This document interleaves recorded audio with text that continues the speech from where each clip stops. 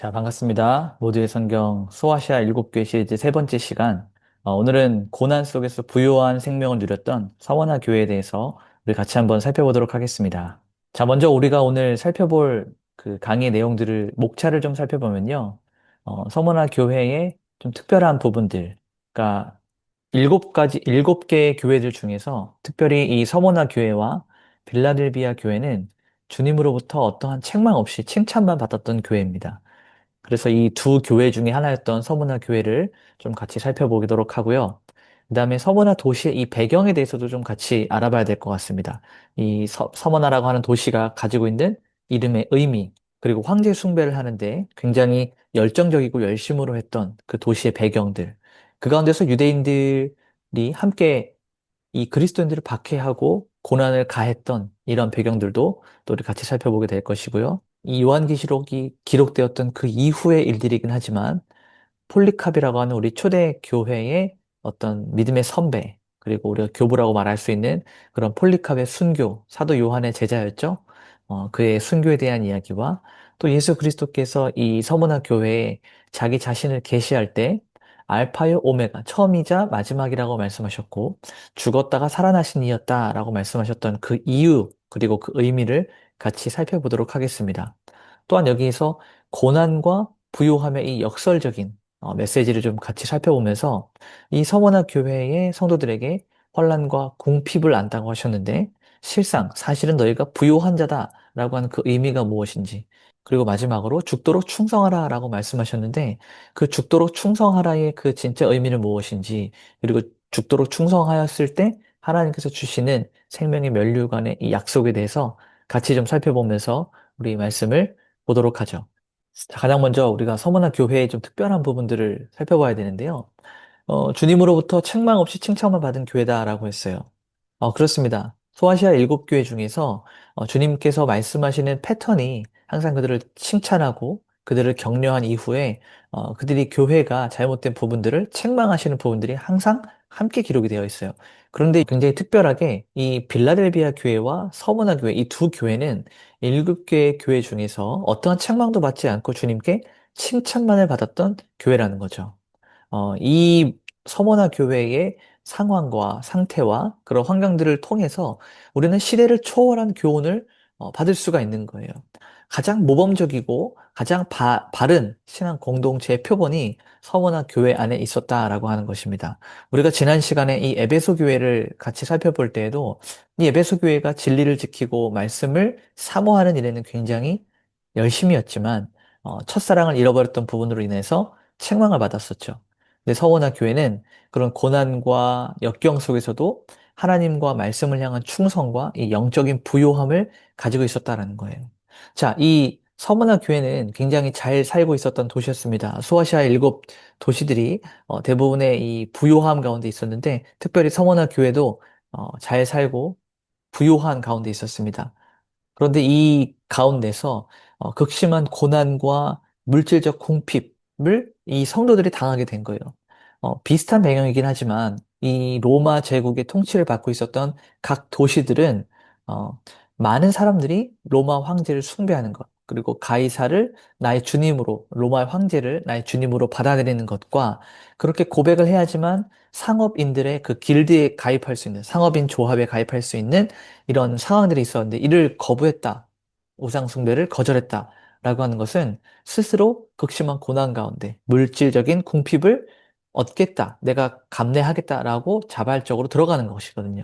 그렇기 때문에 신앙을 지킴으로써 세상의 어떤 흐름과 세상의 기류를 차단하는 영적인 하나님을 선택하는 그러한 결단을 이 서원화 교회의 성도들을 통해서 우리가 볼 수 있었다는 겁니다. 자, 사탄의 회당이라고 유대인들이 불려요. 이 말씀을 보게 되면. 자, 그 이유는 다름이 아니라 이 유대인들이 로마 제국에 결탁을 해서 이 그리스도인들, 그러니까 예수를 중심으로 해서 신앙생활을 하고 있는 그들이 우리와는 다른 종교다. 유대인들이 믿고 있는 그 하나님과 저 그리스도인들이 믿는 신앙은 다른 것이다라고 해서 그들에게 박해를 가하게 되는 것이죠. 그래서 오히려 유대인들이었지만 그들을 사단의 회당이다라고 이 불림까지 받는 아주 비참한 존칭을 얻게 되는 겁니다. 이 서머나 교회 성도들은 오직 예수 그리스도께만 변함없이 충성을 했다는 얘기죠. 자, 그리고 종말론적인 소망의 모범이 되는 교회가 바로 이 서머나 교회에 있었습니다. 부활에 대한 소망과 궁극적인 승리를 약속을 받아요. 주님께서 나는 처음이요 마지막이라고 말씀도 하셨고 죽었다가 살아나신이다라고 말씀하셨던 것은 그 말의 의미 안에 그리스도 예수를 따르는 자들도 마찬가지로 죽음 가운데 던져진다 할지라도 어떻게 돼요? 부활하고 그와 함께 다시 살아나서 영원한 삶을 얻게 되는 귀한 보상, 귀한 상급을 받는다라고 하는 것을 우리가 알 수 있습니다. 그러니까 믿음을 지키는 인내와 절개가 이 서머나 교회 안에 있었다는 얘기예요. 자, 죽도록 충성하는 자에게는 하나님께서 무엇을 주시냐면 생명의 면류관과 둘째 사망의 해를 받지 않는다는 그런 약속을 주십니다. 이 생명의 면류관, 여기서 이 면류관에 해당하는 이 원어적 의미를 보게 되면 경주에서 승리한 자가, 최종 승리한 자가 얻게 되는 영광의 상급이에요. 그러니까 이 죽도록 충성하라는 그 말과 모든 믿음의 시당의 경주를 마치고 난 자들이 얻게 되는 이 생명의 면류관은 굉장히 밀접한 연관이 있다는 얘기죠. 또 둘째 사망이다라고 하는 것. 자, 우리 모든 사람은 죽습니다. 믿는 자든 믿지 않는 자든 반드시 죽음을 겪게 되어 있어요. 이것을 우리는 첫째 사망이라고 합니다. 육신적인 죽음을 가리키는 거예요. 자, 그런데 여기에서 둘째 사망이다라고 하는 것은요. 모든 죽은 자가 주 예수 그리스도의 재림 때 다시 부활하게 됩니다. 이것은 믿는 자는 믿지 않는 자는 동일하게 죽음과 마찬가지로 해당이 되는 거예요. 다 같이 살아나게 되는데 그 이후에 믿는 자들은 영원한 생명으로 믿지 않는 자들은 영원한 지옥불로 갈라지게 됩니다. 이때 하나님 나라에 들어가지 못하고 믿음이 없는 자들, 그러니까 다시 말해서 지옥불로 떨어지게 되는 자들을 둘째 사망, 영원한 죽음 가운데로 던져진다는 말이에요. 죽도록 그리스도 예수를 위해서 충성했던 자들에게는 둘째 사망, 이 둘째 사망이 주는 영원한 죽음 가운데서 면제를 받는다라는 것을 이 서머나 교회를 통해서 우리는 배울 수 있는 것입니다. 그러면 이 서머나 도시에 대해서 조금 더 깊이 있게 살펴보도록 하죠. 왜냐하면 이 서머나 교회를 이해하기 위해서는요, 서머나 도시 안에 있었던 교회, 그러니까 이 도시에 대한 이해가 없이는 이 교회를 이해하기가 좀 어렵기 때문입니다. 자, 서머나라고 하는 이 도시의 이름의 의미가 유향 또는 몰약이라는 그런 의미를 가지고 있어요. 자, 이 몰약이라고 하는 것, 고대 근동에서는 시체에 바르는 방부제이자 성막의 향료로 사용이 됩니다. 그러니까 고난과 순교, 특별히 이 서머나 교회는 순교에 대한 이야기들이 조금 더 강조가 되는데 이 고난과 순교의 상징적 의미로 서머나 도시라는 이름을 가지고 있는 그 도시의 교회다. 굉장히 의미가 있다라고 살펴볼 수 있습니다. 자, 역사적인 배경을 보게 되면요. 완전히 폐허됐다가 다시 재건된 도시였어요. 그러니까 리디아 왕국의 침략으로 도시 자체가 완전하게 폐허가 됐는데 알렉산더 대왕에 의해서 다시 이 도시가 세워집니다. 그러니까 예수님께서 죽었다가 다시 살아나셨다. 폐허가 됐다가 다시 재건되었다라고 하는 이 상징적인 연결도 우리가 이 도시의 배경을 통해서 볼 수가 있는 것이죠.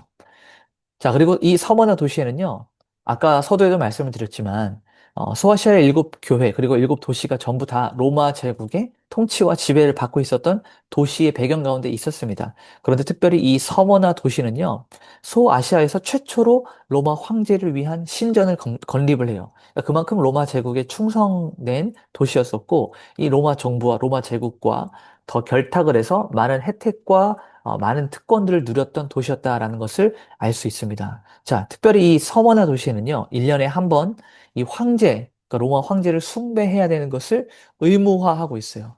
로마 황제는 나의 주님이다. 이 가이사라고 불렀죠. 로마 황제, 가이사는 나의 주님이다. 라고 하는 이런 고백들을 강요받습니다. 자, 그런데 우리 그리스도인들은 예수 그리스도를 주님이라고 고백을 하죠. 그러니까 로마 황제를 나의 주님으로 받아들이는 것을 거절하는 거예요. 그래서 이를 보고 유대인들이나 혹은 로마 제국의 다른 사람들이 이 그리스도인들은 또 다른 주님을, 또 다른 주인을 모시고 산다라고 해서 굉장한 핍박과 박해를 가하게 되는 것입니다. 그러니까 이 그리스도인들은 굉장히 특별한 공동체였어요. 어, 정말 어느 곳에서나 속할 수 없었고 자기 자신들만의 특별한 정체성과 믿음과 신앙을 가지고 살아가는데 세상 가운데서 많은 핍박과 박해와 고난을 당함에도 그들의 정체성을 잃지 않고 살아갔던 것이 바로 이 서머나 교회의 성도들이었다는 것이죠. 자, 이 요한계시록의 모든 이야기가 끝난 다음에 이 서머나 교회의 담임, 목회자로서 사역을 했던 이 폴리캅 교회 교회사에서 볼 때 아주 중요한 역할을 했던 위대한 순교자인데요. 서머나 교회 감독과 목회자로 섬겼던 사람입니다. 사도 요한으로부터 직접적인 가르침을 받았던 그의 제자였고, 20대 청년의 나이에 서머나 교회의 목회자가 되었다라는 이런 기록들이 있어요. 이 폴리캅에 대한 여러 가지 많은 이야기들이 있지만 직설적이고 정열적이었던 성격의 소유자였다는 거죠. 그러니까 초대교회의 아주 중요한 지도자로 활동했던 사람이 바로 폴리캅입니다. AD 156년경에 이 서머나 교회를 사역하고 있던 이 폴리캅은요, 순교를 당하게 돼요. 근데 이 폴리캅이라는 사람의 영향력이 굉장히 커지다 보니까 이 많은 그 로마 제국의 관련자들이 폴리캅의 신앙을 꺾게 되면, 그러니까 이 영향력이 있었던 폴리캅을 하나님이 아닌 로마 황제에게 숭배하게 하는, 로마 황제가 나의 주님이다라고 하는 이 고백을 받아내기만 한다면 많은 그리스도인들, 그를 따르고 그에게 가르침을 받았던 많은 사람들이 이 로마 제국의 황제를 숭배하는 일에 좀 더 쉽게 다가올 수 있기 때문에 이 폴리캅을 계속해서 권유하고 계속 달래는 거예요. 로마 황제를 숭배하도록. 어, 그는 나의 주님이십니다. 그러니까 로마 황제, 가이사가 나의 주님입니다라고 하는 이 고백을 받아내기 위해서 굉장히 애를 썼다는 거죠. 그런데 이 폴리캅이 순교할 때 남겼던 이 유명한 말씀 있죠. 나는 86년 동안 그리스도를 섬겨왔는데 그는 단 한 번도 내게 해를 끼친 일이 없습니다. 나를 배신한 일이 없습니다. 내가 어찌 나를 구원하신 나의 왕이신 예수 그리스도를 모독할 수 있겠습니까? 내가 어떻게 그를 배신할 수 있겠습니까? 라고 얘기하면서 화형을 당해서 순교를 합니다. 그래서 이 서머나 교회에 충성된 신앙의 상징이 되는 거죠. 이 교회의 역사를 통해서 우리가 살펴봤을 때. 자, 그러면서 이 서머나 교회를 향해서 메시지를 주셨던 예수 그리스도께서 자기 자신을 드러내시면서 계시하세요. 2장 8절에 자기 자신을 이렇게 소개하시죠. 처음이며 마지막이요. 죽었다가 살아나십니다. 알파와 오메가이고 죽음과 생명, 부활을 다 경험하신 분이시다라고 이렇게 말씀을 하세요. 그러니까 박해와 고난 가운데 있었던 이 서머나 교회의 성도들이 예수 그리스도께서 말씀을 직접 주셨는데 그 말씀을 하신 이가 죽음과 박해와 고난을 직접 겪으셨고 그 모든 것들 이후에는 부활하셨던 생명의 영광의 주님이시다라는 이 말씀으로 인해서 희망과 소망을 얻게 되는 것이죠. 자, 예수 그리스도께서는 절대적인 주권과 영원성을 가지고 계셨어요. 존재의 시작과 끝을 아우르는 절대 주권이다. 그러니까 처음부터 끝까지 모든 것들을 그의 손에 주관하고 계셨기 때문에 세상 만사 돌아가는 모든 것들이 예수 그리스도와 하나님의 허락 없이는, 그들의 주권 없이는 절대로 일어날 수 없다는 거죠. 시간이 하나님에게 속한 것이기 때문에 하나님이 시간 속에 들어와 있는 것이 아니고 하나님께서 시간을 만드셨기 때문에 시간과 역사의 모든 것을 통치하시는 이 하나님의 절대 주권이 이 그리스도 예수에게도 동일하게 있다는 것을 말하고 있는 것입니다. 죽음을 이기신 부활의 능력이 있다고 그랬어요. 그리스도의 죽음과 부활이 역사적으로 단회적인 사건이었죠. 이건 실제였어요. 그래서 고난받는 성도들에게 그리스도 예수를 믿는 자들은 그리스도와 함께 그리스도와 같이 죽게 되고 다시 부활하게 될 것이다 라고 하는 이 소망이 그들에게는 어, 시궁창 같은 현실을 살아가고 있는 그들에게는 절대적인 위로자, 격려이자 소망이었다는 것을 예수 그리스도의 이 말씀을 통해서 느낄 수가 있었던 것입니다. 자, 이 서머나 교회의 말씀을 잘 살펴보고 내용을 잘 돌아보면요. 2장 9절에 예수 그리스도께서 그들의 환난과 궁핍을 안다고 했어요. 그런데 실상은 너희가 부자다, 부요한 자다라고 이렇게 얘기해요. 자, 그들이 환난 당한 것은 사실입니다. 그리고 궁핍한 것도 사실이에요. 왜냐하면 로마 황제를 주로 섬기지 아니하고 그들의 신앙을 지킴으로써 경제적이고 사회적으로 배제를 당했기 때문에 그들은 가난하고 궁핍한 자들이 맞습니다. 자, 그런데 이러한 자들을 가리켜서 주님께서는 부요한 자다라고 얘기해요. 여기서 말하는 이 부요함은 영적인 부요함을 말하고 있는 거예요. 자, 서원나 교회의 성도들은 그리스도 예수를 위해서 스스로 자발적으로 자신들이 누릴 수 있었던 특권을 포기했습니다. 그러니까 세상에서 그냥 그렇게 잘 먹고 잘 사는 이러한 삶보다는 그리스도 예수를 선택함으로 스스로 가난하고 어려워지고 고난당하는 길로 들어섰다는 거죠. 이것이 바로 세상 가운데서 분리된 것이 아니고 세상 가운데서 구별된 삶을 살아가는 이 개혁주의 신앙의 삶을 가졌던 사람들의 모습이에요. 아니, 개혁주의의 원래의 모습이 바로 이러한 것이죠. 이 개혁주의라고 하는 것은 말씀으로 다시 돌아가는 것인데, 말씀 가운데 살았던 이 서원화 교회 성도들의 모습을 택하는 것이 이 개혁주의 신앙을 가진 자들의 삶의 모범이 되는 것입니다. 그러니까 이 땅에서의 삶이 영원한 거주자로 사는 것이 아니고 나그네로서 잠시 있다가 스쳐가는 삶이라면 영원한 삶을 위해서 이 잠시 잠깐의 삶을 드릴 수 있는 믿음의 삶을 살아냈다는 거죠. 그래서 역설적으로 자발적인 가난을 선택했을 때 영적인 부요함을 얻게 되는 놀라운 역설의 메시지가 서원화 교회의 성도들에게 있었다는 것을 성경은 말하고 있습니다. 자, 그러면서 죽도록 충성하라라는 이 말씀, 2장 10절에 죽도록 충성하라 그리하면 내가 생명의 관을 내게 주리라 라고 그랬어요. 자, 이 말씀을 조금 우리가 깊이 있게 살펴봐야 되는 것은 너가 죽도록 충성하면 내가 생명의 면류관을 줄게. 죽도록 충성하지 않으면 안 줄 거야. 라고 하는 어떤 이 조건절에 대한 이야기가 아닙니다. 죽도록 충성하도록, 그러니까 죽음을 각오한 신앙생활을 살아가도록 주님께서 권유하시고 권고하시는 거예요. 우리 믿는 믿음의 이 길이 잘 먹고 잘 살고 세상 가운데서 명예와 인기를 얻는 그러한 길을 가는 것이 아니고 죽음을 향하여. 왜냐하면 그리스도 예수께서 다시님께서 이 땅에 오셔서 죽음으로 향해 가셨기 때문에 그를 믿는 자들도 그를 따라가는 것이 당연지사거든요. 그러니까 죽음에까지 내어질 수 있다는 것을 각오하고 신앙생활을 해라. 너희에게 준비된 생명의 면류관이 있다라고 말씀을 하시는 겁니다. 그래서 서머나 교회는 이 극심한 박해 속에서도 주님의 말씀을 따라 이 생명을 내걸고 신앙을 지켜나갔던 삶의 표본이 되었던, 신앙의 표본이 되었던 그런 교회였습니다. 이 고난의 배후에는 분명히 사단 마귀가 있었어요. 그러나 이 사단 마귀가 활동하는 것도 하나님의 주권 아래 그리고 제한된 시간 가운데 있었어요.